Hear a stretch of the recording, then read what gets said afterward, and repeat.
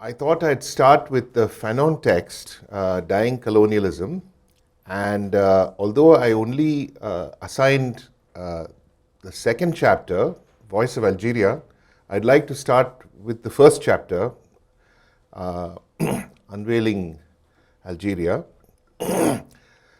because I think taken together, the two chapters will give us a lively sense of the work of media, the category of media, help us to think more sharply about what is the work that this category of media is doing. Yeah, I think some others were there. Two more are there, they'll be joining. Yeah, okay. I don't know if you recall in the first day, I think I mentioned something that my colleague Alan Feldman has observed, which is on the one hand, you have von Clausewitz's remark that war is politics by other means, and you had an older observation by Machiavelli that politics is war by other means. Yeah? And Feldman has drawn attention to this phrase, by other means, and suggested that, of course, what is involved here is precisely what we would call media. And if we interrogate this notion of by other means, on the one hand, we notice that it is media that separates the difference between whatever difference we want to maintain between war and politics, it is on account of media. In that sense, media carries a lot of burden. It does a lot of work. And we should be thinking very sharply about media, not as a transparent source of information, but rather as something to ponder, something that we have to figure out, because conflicting frames of interpretation, clashing bodies of knowledge may be mixing up, and they are being delivered through what we call media. And unless we pay attention to the fact of the clash, and are sensitive to the dynamics of the clash, we risk not understanding what is going on. Yeah, and I think for that, this text by Fanon is very helpful, offers a very helpful set of illustrations. Now, you may know something about Frantz Fanon. He was from a French colony, Martinique, in the Caribbean, near the United States actually. But it was a French colony. He went to France for his education and trained as a doctor, and eventually got exposed to psychoanalysis. There's some very interesting discoveries being made about how he was exposed to the certain Spanish psychoanalyst who really widened his frame of thinking and so on. And then as a black, an African Franco Caribbean native, he was exposed to French racism, and he responded with in a very critical way, you could say. And when he was, he became a doctor attending to those who were victimized by the Franco-Algerian War, which began in 1954. He was assigned to Blida, one of the locations in Algeria, French Algeria, where he was psychoanalyzing both French and Algerian trauma victims and torture victims on the Algerian side. And he got a chance to engage with these people, not simply in terms of what they are supposed to think or supposed to say. He was analyzing their dreams as well. Yeah, so he was able to bring elements that normally excluded from such discussions, elements of the unconscious, and tie them into a larger framework of understanding, which he was developing as a someone who was also engaging with the National Liberation Front of Algeria. Yeah, so he also took up arms. I don't know exactly what is the sequence of events here, whether he was a psychoanalyst by day and a soldier by night. I'm not quite clear about that. But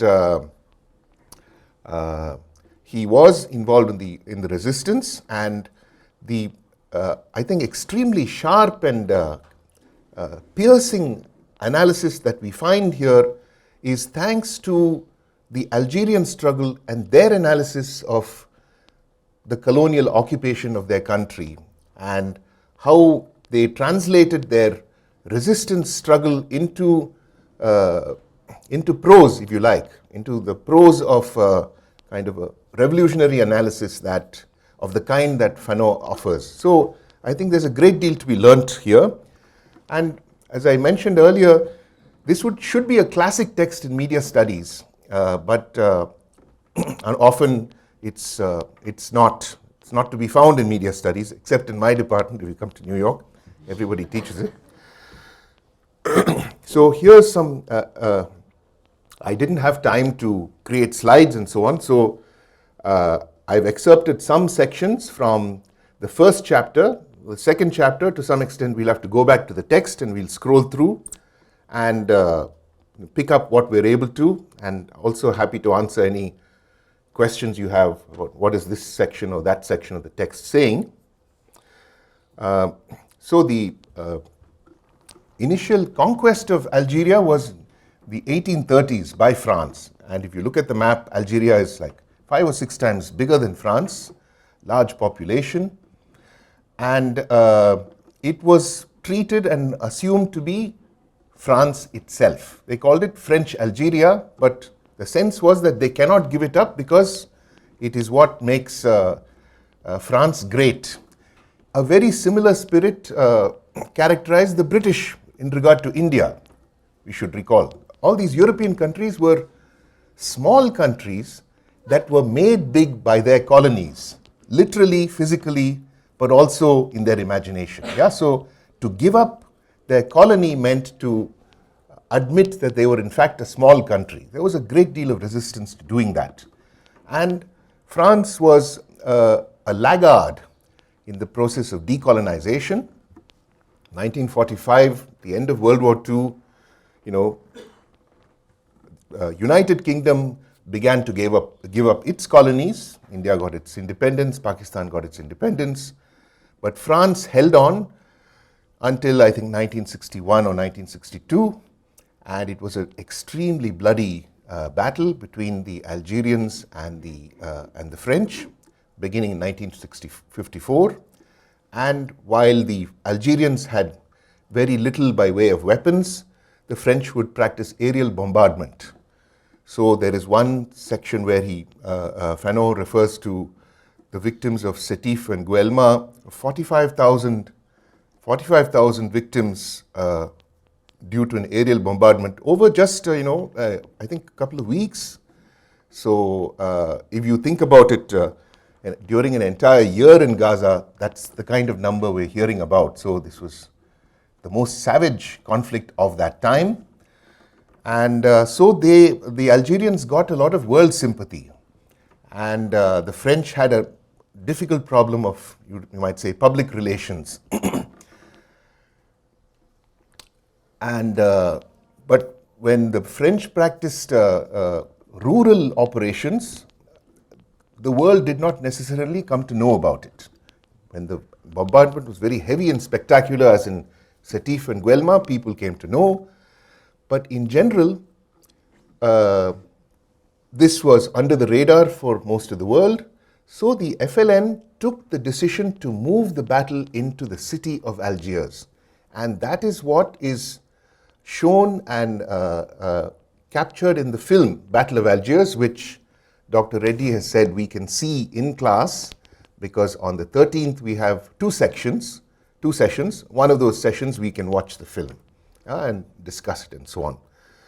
And as I said, there's an amazing correspondence between what the film tells us and what this text tells us. So they do illuminate each other.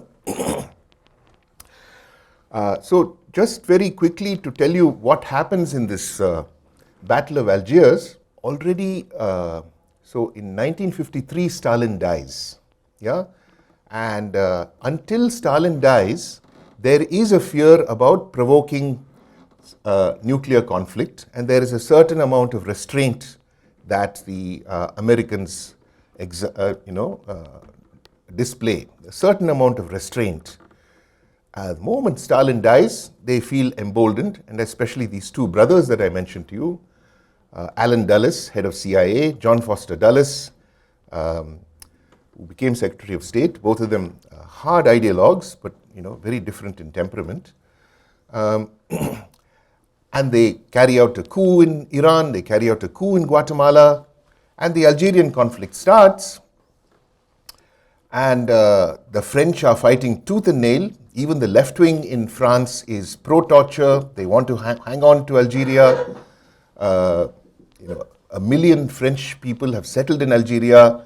That's where they can have large homes, they can have servants. They don't want to give it up. At some point in the late 50s, the issue enters the United Nations. And so in the film, we'll see references to the United Nations and how those diplomatic talks are going on about Algerian independence. And what is interesting here is that the United States, on the one hand, needed to retain France as an ally in NATO. And of course, as a white colonialist, they were blood brothers, so to say. But there was another face that the United States had, which was post-war, post-imperial world leader. Yeah? And a counter to the Soviet Union, which had already declared that every country ought to have a democratic rule, and they were against colonialism. So the United States was obliged to provide some fitting response to that kind of posture in the Soviet Union. For some reason, Soviet support to Algeria, there was no evidence of Soviet support to Algeria. Therefore, the United States felt safe to support the Algerian struggle, but under the radar, not in public, but in private, in diplomatic negotiations. And probably it is that pressure that eventually obliged the French to say, okay, we'll withdraw. The publicity costs are too much, whatever it is. Yeah. So although the film Battle of Algiers ends with the blowing up of the hideout of where these freedom fighters have secreted themselves, a little bit later, independence is granted to Algeria because of these boardroom discussions far away in New York City between the parties. So in a sense, it's not a continuous stream of events that unfolds through its inner logic or dynamic. There are things happening in different places. They are brought together by the film. I'll talk about the film later, but now to get into the text by Fanon. And do remember, this is a time of considerable geopolitical ferment in the world. There's already been the Korean War, which the Chinese have, already sort of joined the side of North Korea. Well, Korea essentially was moving to communism. They declared an interest in communism, and so world powers moved in to steer the conflict in their way. China, emerging world power at the time, so United States above all, they crushed it. They leveled South Korea. That's another story. But then there was also Dien Bien Phu in Vietnam. So these events were like ricocheting off each other. None of them happens in isolation, right? So the decision by the Algerians to launch their struggle is keenly sensitive to what's happening outside in the world, and when they sense that they have an advantage that they could possibly utilize, they launch an armed struggle. This happens in 1954. And a bit later, Fanon joins them, and to that we are indebted this very brilliant text. And what Fanon brings up here again and again, which highlights this category of media that I'm talking about, is that there are discrepant frames of knowledge that the colonizer and the colonized utilize, that they do not mesh with each other, they do not flow into each other, that unless you abandon this frame and adopt this other sort of lens, this way of viewing the conflict, you cannot understand it. And the beauty of the text is he gives us example after example of how it is the case that, to put it in the language of media, to treat the category of mediation simplistically would be highly misleading. It would actually cause you to misunderstand what is going on. Yeah? Let me just pause here. Why does the French government not put an end to the Algerian war? Why does it refuse to negotiate with the members of the Algerian government? Such are the questions that an honest man in 1959 is entitled to ask. 2/3 of the world's population is ready to give to the revolution as many heavy machine guns as we need. And if the other third does not do so, it is by no means because it is out of sympathy with the cause of the Algerian people. Quite to the contrary, this other third misses no opportunity to make it known that this cause has its unqualified moral support. In other words, the world is behind the Algerians, and yet injustice towards them, violence towards them, is carrying on. How does that happen? The power of the Algerian revolution henceforth resides in the radical mutation that the Algerian has undergone. Yeah? In other words, the process of mediation is not a passive process. It transforms everything that is being mediated. It transforms those who are within the process of mediation. Unless you understand that, you're missing something crucial. Yeah? General de Gaulle, who was a World War II hero and eventually makes the decision to grant Algeria its independence, addressing himself to Algeria's extremists. These are the extremists from the French side, okay? The far right within France, declared, "Papa's Algeria is dead." That is quite true, but it is not the whole truth. Big Brother's Algeria is dead too. There is a new Algeria, an Algerian nation, an Algerian government. These obvious facts will sooner or later have to be recognized. We shall see in these pages what transformations the consciousness of the Algerian has undergone. What we Algerians want is to discover the man behind the colonizer, this man who is both the organizer and the victim of a system that has choked him and reduced him to silence. He will go on to point out that women are actually crucial to the struggle, but the conventions of writing at this time lead him, of course, to have a completely male-centered language. As for us, we have long since rehabilitated the Algerian colonized man. We have wrenched the Algerian man from a centuries-old and implacable oppression. We have risen to our feet and we are now moving forward. Who can settle us back in servitude? Okay, so he's describing a condition of political insurgency, which he's, of course, advocating for at the same time. Unveiling Algeria. Now here he's talking about the women's clothing.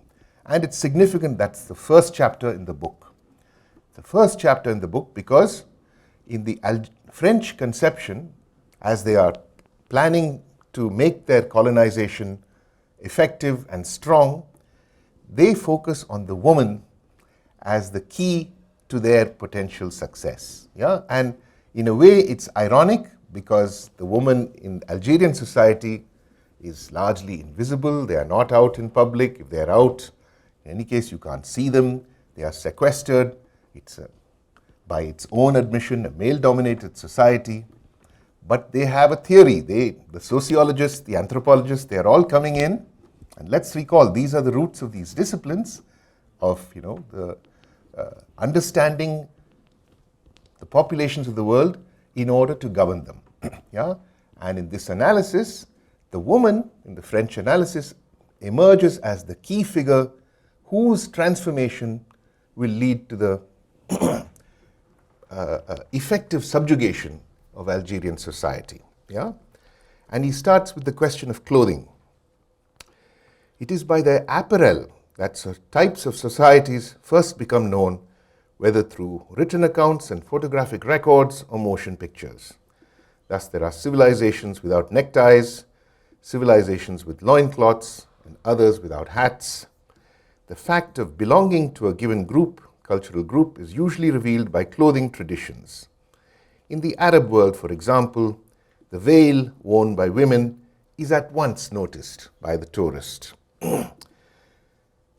We shall see that this veil, which we can think of as a medium, and we look at the play of this category of medium in this story, we shall see that this veil, one of the elements of the traditional Algerian garb, was to become the bone of contention in a grandiose battle on account of which the occupation forces were to mobilize their most powerful and varied resources, and in the course of which the colonized were to display a surprising force of inertia.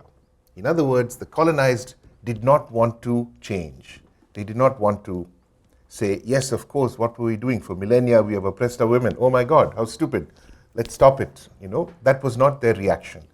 And Fanon explains how we can understand their reaction. So he's addressing the standard European reader who expects enlightenment in a kind of jaldi lao. He's saying, this is why that's not happening. The officials of the French administration in Algeria, committed to destroying the people's originality and under instructions to bring about the disintegration at whatever cost of forms of existence likely to evoke a national reality, directly or indirectly, were to concentrate their efforts on the wearing of the veil, which was looked upon at this juncture as a symbol of the status of the Algerian woman. At an initial stage, there was a pure and simple adoption of the well-known formula, let's win over the women and the rest will follow. And I should say, I'm reminded when I read this of, I was fortunate to be able to attend a conference between academics and the advertising industry in India, between Ogilvy and Mather and various social scientists, where almost exactly the statement was provided by the advertiser saying, we have to zero in on the mother, Again, we can't miss the militaristic overtone of this formulation. Yeah? Let's win over the women and the rest will follow. This definition of policy merely gave a scientific coloration to the discoveries, quote unquote, of the sociologists. This enabled the colonial administration to define a precise political doctrine. If we want to destroy the structure of Algerian society, its capacity for resistance, we must first of all conquer the women. We must go and find them behind the veil, where they hide themselves, and in the houses where the men keep them out of sight. Okay?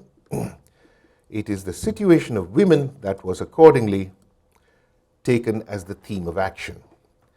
The dominant administration solemnly undertook to defend this woman, pictured as humiliated, sequestered, cloistered. It described the immense possibilities of woman, unfortunately transformed by the Algerian man into an inert, demonetized, and indeed dehumanized object. The behavior of the Algerian was very firmly denounced and described as medieval and barbaric. Okay, so very familiar set of tropes here, saving brown women from brown men, white men saving brown women from brown men. Yeah, the formula repeats itself over and over again. One of my, as it happens, good friends was co-founder of an organization called Women Saving Afghan Women. Yeah, so that kind of trope does carry on, and she's a friend, but these tropes carry on. That's what I'm saying. Yeah. Mutual aid societies and societies to promote solidarity with Algerian women sprang up in great number. Lamentations were organized. We want to make the Algerian ashamed of the fate that he metes out to women. Okay, so They're attacking one element of the society, thinking this is surely the Achilles heel, that when the whole world understands how the Algerian men treat their women, they will be on our side and not on the Algerian side. Yeah? Can I pause here? And if there are any questions or comments?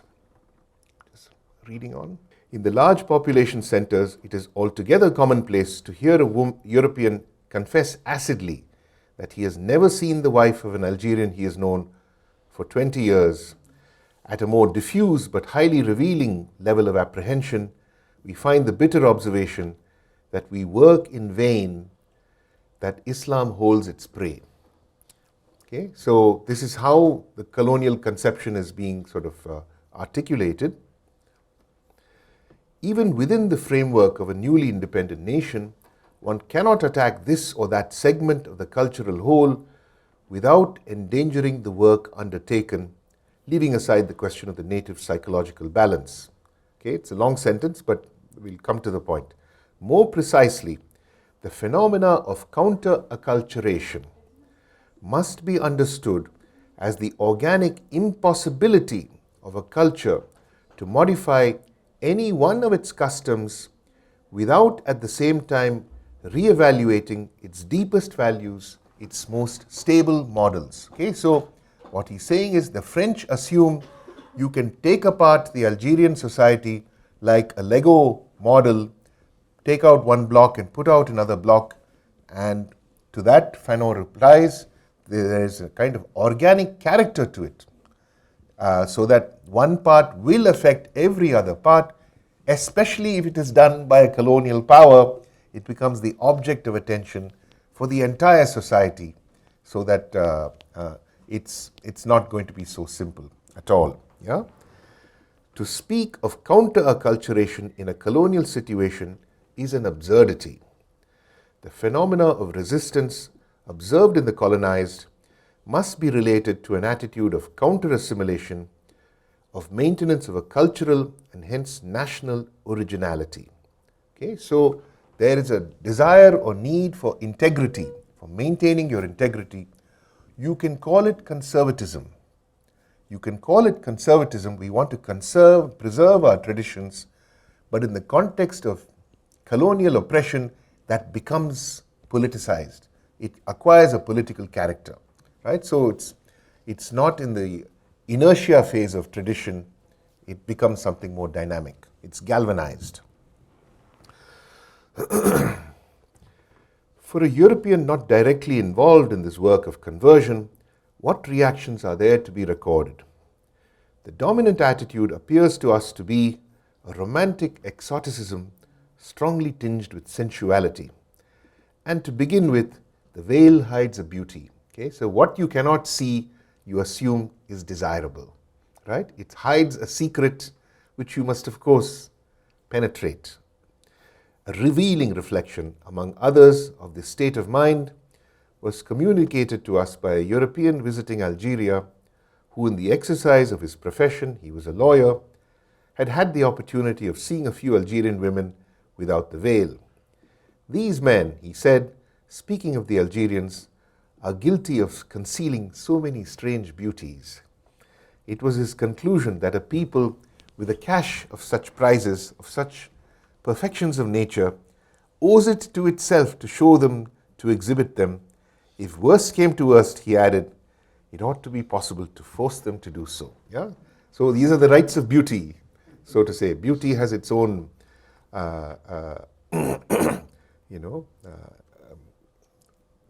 force which has to be allowed to manifest. But there is also in the European the crystallization of an aggressiveness, the strain of a kind of violence before the Algerian woman. Unveiling this woman is revealing her beauty, it is bearing her secret, breaking her resistance, making her available for adventure. Hiding the face is also disguising a secret. It's also creating a world of mystery of the hidden. Yeah? So what he's referring to here is that in part the colonizer's occupation is a dominion over whatever is visible. Right? The visual domain is a means by which the colonizer exerts and reproduces his power. Yeah, so when you block the sight of the colonizer, that is perceived as an aggression towards the colonizer, as hiding a hostile intent. And that's the kind of argument Fanon elaborates here. Whenever in dreams having an erotic content, a European meets an Algerian woman, the specific features of his relations with the colonized society manifest themselves. These dreams evolve neither on the same erotic plane nor at the same tempo as those that involve a European woman. With an Algerian woman, there is no progressive conquest, no mutual revelation. Straight off, with the maximum of violence, there is possession, rape, near murder. The act assumes a paraneurotic brutality and sadism, even in a normal European. This brutality and this sadism are in fact emphasized by the frightened attitude of the Algerian woman. And here I'm also reminded of that cartoon we saw of the frightened Indian woman in the shadow of the governor. Yeah, and we can talk about that as well. Attention must likewise be drawn to a characteristic of this dream content that appears important to us. The European never dreams of an Algerian woman taken in isolation. On the rare occasions when the encounter has become a binding relationship that can be regarded as a couple, it has quickly been transformed by the desperate flight of the woman who inevitably leads the male among women. In other words, into the harem. The European always dreams of a group of women, of a field of women, suggestive of the gynecium, the harem, exotic themes deeply rooted in the unconscious. The European's aggressiveness will express itself likewise in contemplation of the Algerian woman's morality. Her timidity and her reserve are transformed in accordance with the commonplace laws of conflictual psychology into their opposite, and the Algerian woman becomes hypocritical, perverse, and even a veritable nymphomaniac. Okay, so here you see the importance of disentangling the clashing knowledge frameworks that the colonizer and the colonized utilize, and the fact that you have apparently one medium, this idea of media, which is funneling all of this to you, can mask the fact of this clash, and it's imperative that we are sensitive to it. In the face of the violence of the occupier, the colonizer himself found himself defining a principled position with respect to a formerly inert element of the native cultural configuration. In other words, what was inert before the colonizer arrived has been galvanized by the colonizer's arrival and intervention. Yeah? So again, there is no passive retention of an old meaning here. Things are continuously subject to transformation. Yeah?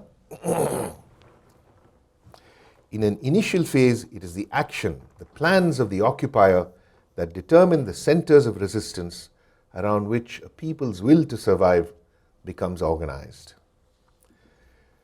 To the colonialist offensive against the veil, the colonized opposes the cult of the veil.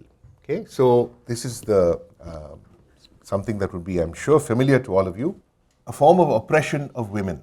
Yeah, and for the untutored, that would seem self-evident, that take the veil off, let the beauty shine forth, let them, enjoy their human rights, and the Algerian side would not be visible at all, except through acts of violence. There would be no medium that would carry their press releases. I mean, that was not the context in which they operated. It was only by, carrying out acts of violence that they came into the news at all. So, in the most unfortunate way, you could say. And they had to struggle against that bad press. And this text itself is part of the, the media battle. Yeah, that's what was an undifferentiated element in a homogeneous whole acquires a taboo character, and the attitude of a given Algerian woman with respect to the veil will be constantly related to her overall attitude with respect to the foreign occupation. The colonized, in the face of the emphasis given by the colonialist, that is the French, to this or that aspect of his traditions, reacts very violently. Yeah? Their tradition is under assault, their culture is under assault. The attention devoted to modifying this aspect, the emotion the conqueror puts into his pedagogical work, his prayers, his threats, weaves a whole universe of resistances around this particular element of the culture. So in other words, I mean, in a way, what Fanon is describing here is a kind of organicist model of a culture, like any organism that closes in upon itself, tries to defend itself. You could say it's a simplistic model for understanding, but it serves the purpose in this case, that the attempt by the colonizer to change something leads to a violent counter-reaction. That's essentially the point. And that is something we should expect. Okay? He's trying to educate his European audience. We should expect this to happen. It's nothing surprising at all. The Algerian woman is not a secret agent. It is without apprenticeship, without briefing, without fuss, that she goes out into the street with 3 grenades in her handbag or the activity report of an area in her bodice. She does not have the sensation of playing a role that she has read about ever so many times in novels or seen in motion pictures. There is not that coefficient of play, of imitation, almost always present in this form of action when we are dealing with a Western woman. What we have here is not the bringing to light of a character known and frequented 1,000 times in imagination or in stories. It is an authentic birth in a pure state, without preliminary instruction.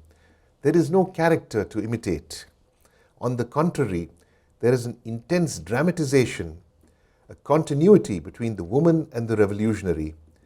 The Algerian woman rises directly to the level of tragedy. That's an interesting passage, because the last sentence seems to contradict what the rest of the paragraph is saying.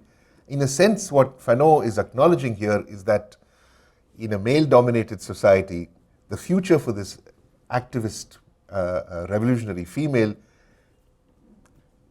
he's not able to predict a good one, right? He's not able to predict a good one.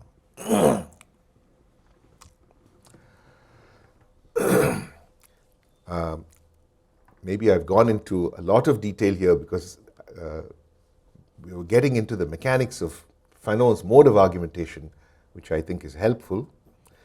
After a certain period, the pattern of activity that the struggle involved shifted in the direction of the European city.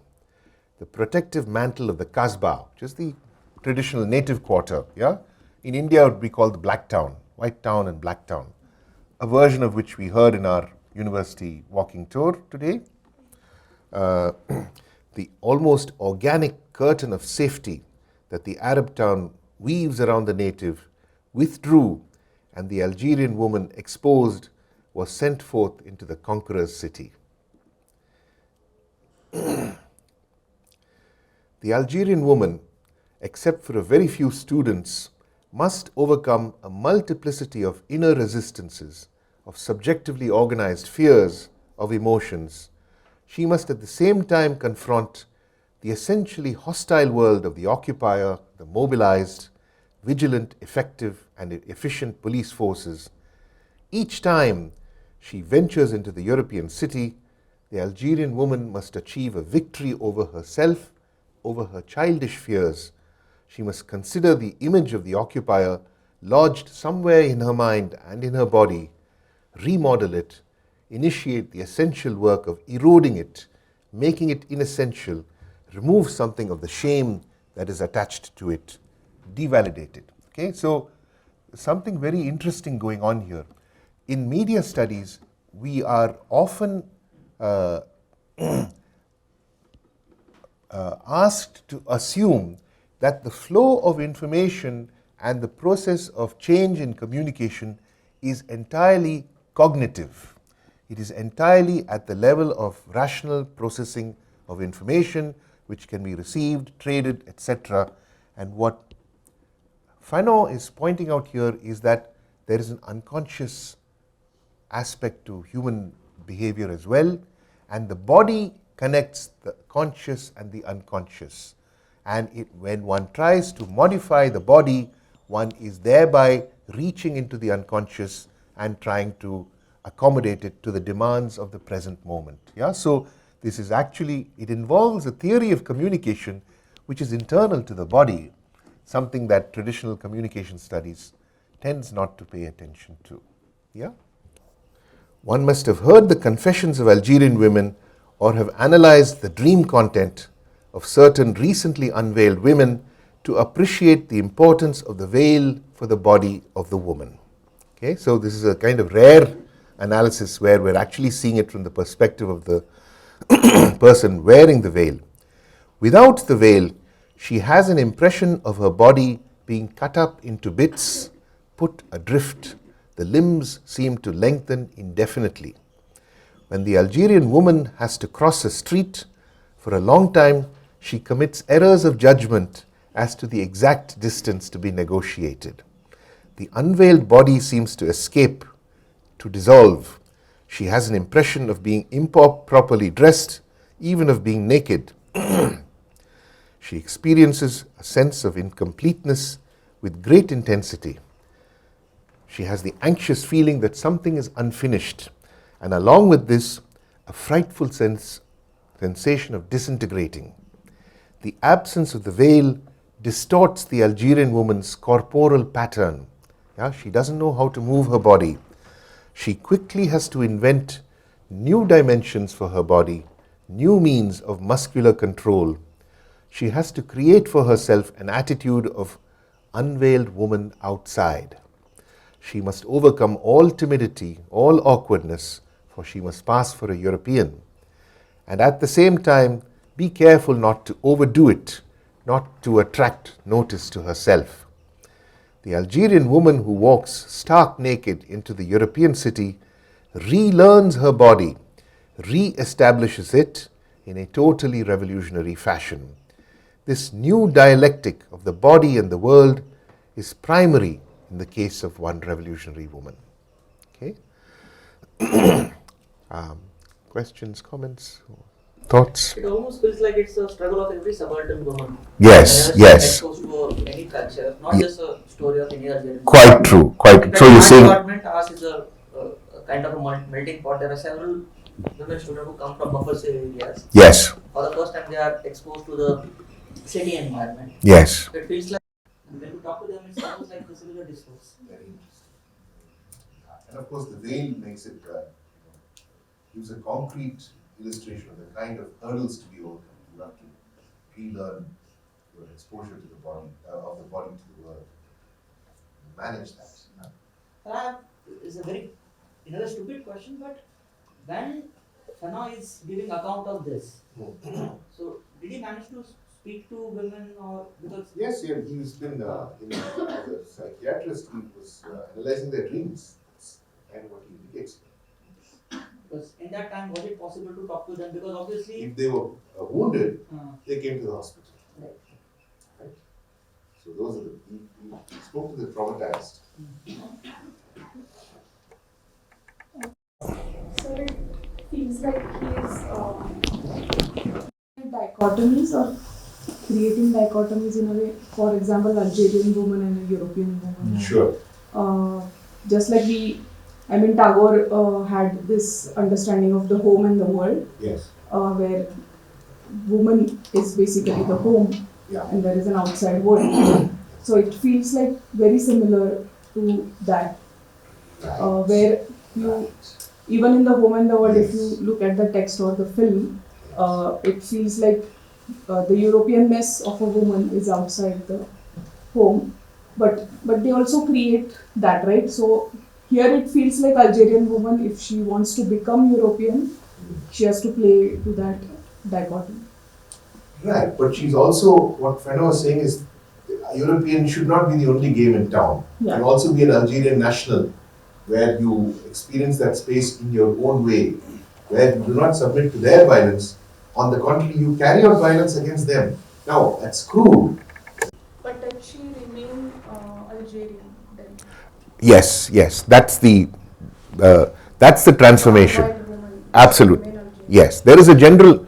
So France had passed a law that you cannot, as an Algerian born native, you cannot gain French citizenship unless you renounce Islam. Okay? And as it happens, almost none of the Algerians were willing to renounce their religion. So there itself, he doesn't mention it, but there itself you have your answer. Yeah? Removed and reassumed again and again, the veil has been manipulated, transformed into a technique of camouflage, into a means of struggle. Okay, so here's a dramatic case of how a previously inert element in a traditional society, when you have, so to say, politics being fought by other means and war being fought by other means, the means themselves are constantly changing in their significance, right? They become the carriers of one set of signs, another time they are carriers of another set of signs, right? So you cannot predict in advance what the veil signifies. Yeah, that's the nature of the. In a way, it summarizes what I'm saying. That you can't take the idea of media for granted. You have to see the conflict that may be embedded within the message in order to figure out what work of mediation is being done here. The virtually taboo character assumed by the veil in the colonial situation disappeared almost entirely in the course of the liberating struggle. Even Algerian women, not actively integrated into the struggle, formed the habit of abandoning the veil. It is true that under certain conditions, especially from 1957 onward, the veil reappeared. Okay, so essentially, it went back and forth. Once the French realized that the veil was being used to hide revolutionaries, they began to interrogate veiled women. Previously, they had not done so. So it went back and forth. Colonialism wants everything to come from it, but the dominant psychological feature of the colonized is to withdraw before any invitation of the conquerors. Okay, so here again summarizes the fact that there are knowledge frameworks which refuse each other. The knowledge frameworks refuse each other. Unless we are aware of that, we are going to be misled. Yeah? The colonizer refuses the colonized knowledge frameworks, and therefore vice versa. Colonialism must accept the fact that things happen without its control, without its direction. We are reminded of the words spoken in an international assembly by an African political figure, responding to the standard excuse of the immaturity of colonial peoples and their incapacity to administer themselves. This man demanded for the underdeveloped peoples the right to govern themselves badly. Yeah, the right to govern themselves badly. The doctrinal, because you can say, no, you should govern yourselves as I tell you, therefore let the bombing begin. And if you follow newspapers like the Wall Street Journal, you will find their distinguished commentators will write op-eds saying, let the bombing begin. That's a frequent op-ed headline in newspapers like the Wall Street Journal. So this is kind of remarkable. But so the doctrinal assertions of colonialism in its attempt to justify the maintenance of its domination almost always push the colonized to the position of making uncompromising, rigid, static counter-proposals. Okay, so the crudeness of the colonized response is a feature of their constraint, that in a violent context they're only able to respond with counter-violence or with similarly crude, rigid and static countermeasures. It is not the soil that is occupied, it is not the ports or airdromes. French colonialism has settled itself in the very center of the Algerian individual and has undertaken a sustained work of cleanup, of expulsion of self, of rationally pursued mutilation. Maybe one can think about resonances this would have in the context of India's colonization by England, the kind of rational mutilation of the self that perhaps a colonized, English-educated subject of the British, but Indian by birth, what kind of self-mutilation that person might have practiced. We can think about these correspondences. Yeah? There is not occupation of territory on the one hand and independence of persons on the other.